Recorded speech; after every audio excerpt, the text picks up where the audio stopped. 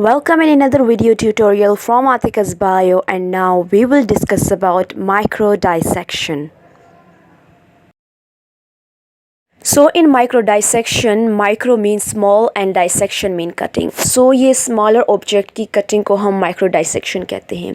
Normally हम dissection करते हैं frog की, हम dissection करते हैं cockroaches की, लेकिन वो dissection ऐसी dissection है जो कि हम naked eye से कर सकते हैं, right? जो कि हम देख सकते हैं, फ्रॉक को भी देख सकते हैं और कॉकरोच को भी देख सकते हैं, राइट।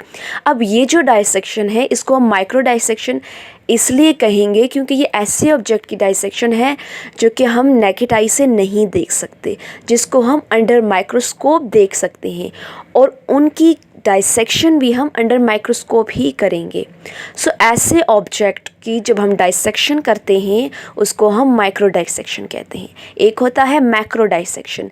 मैक्रो डाइसेक्शन में लार्जर ऑब्जेक्ट या ऑर्गेनिजम्स यूज़ किए जाते हैं, जैसे कि फ्रॉग, कॉकरोच, ये मैक्रो डाइसेक्शन होती है।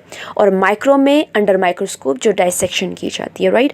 सो it is a technique that involves isolating and dissecting cell और its organelle using a microscope can also be defined as dissecting cells or tissues under a microscope.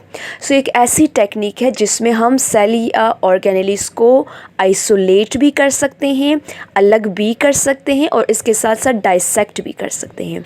यानी एक organelle को दूसरी organelle से या एक सेल को दूसरे सेल से सेपरेट करना हो तो हम डाइसेक्शन करते हैं, माइक्रो डाइसेक्शन। या फिर हमें एक सेल को दूसरे सेल से अलग करना हो या कट करना हो, सो हम माइक्रो डाइसेक्शन को यूज़ करते हैं कटिंग के लिए भी और सेपरेटिंग के लिए भी।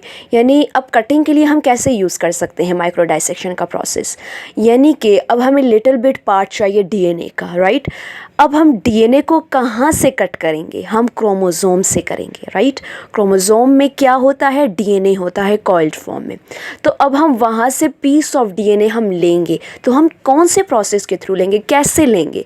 तो वो हम अंडर माइक्रोस्कोप एक क्रोमोज़ोम से लिटिल बिट पीस जो है वो रिमूव करेंगे, लेकिन हम रिमूव करने का भी एक प्रोसीजर है, यानी एक ग्लास लाइक नीडल होगी, उसके थ्रू हम रिमूव करेंगे, राइट।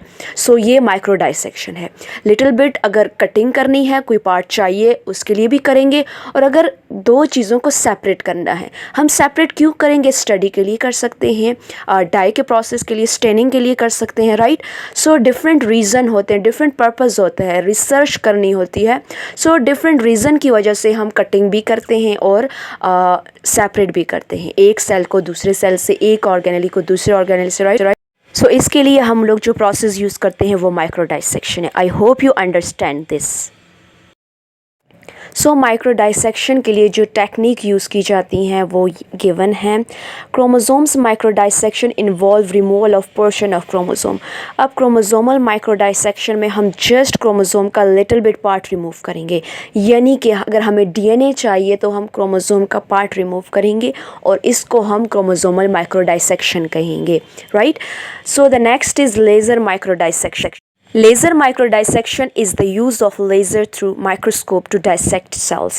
अब जो लेज़र होती है हाई इंटेंसिटी लाइट है बेसिकली वो, सो उसमें इतनी इंटेंसिटी होती है कि वो एक सेल को दूसरे सेल से सेपरेट कर देती है, आइसोलेट कर देती है, राइट। सो जो लेज़र माइक्रोडाइसेक्शन है उसमें हम लेज़र के थ्रू सेल को डाइसेक्ट करते हैं, कटिंग करते हैं या सेपरेट करते हैं। Laser capture micro dissection is the use of laser through a microscope to adhere selected cells to a thin film.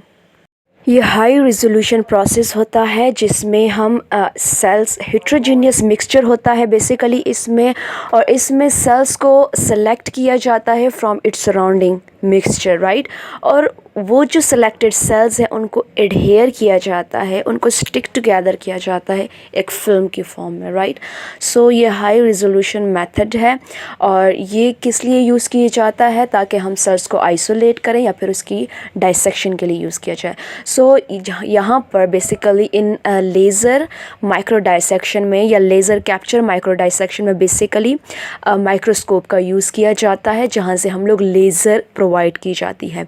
लेकिन लेज़र कैप्चर माइक्रो डाइसेक्शन में बेसिकली डायरेक्ट माइक्रोस्कोप का यूज़ किया जाता है ताकि हम जो फुल प्रोसेस है वो ईज़िली विजुअलाइज कर सकें।